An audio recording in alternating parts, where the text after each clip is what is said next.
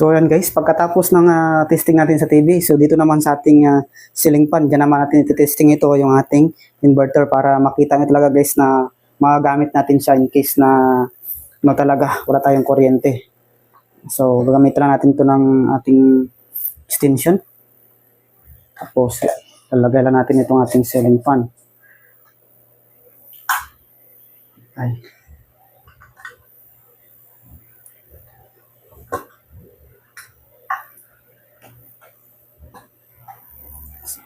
So yan guys, ito po yung ating ceiling fan. So try natin i-on yung switch dito sa taas. Ayan. So gumagana siya guys. Ang next naman ay i-remote lang natin itong ano. Yan. So napaka useful nitong ating inverter guys. Ayan. So nakasaksak po yan yung ating ceiling fan dito.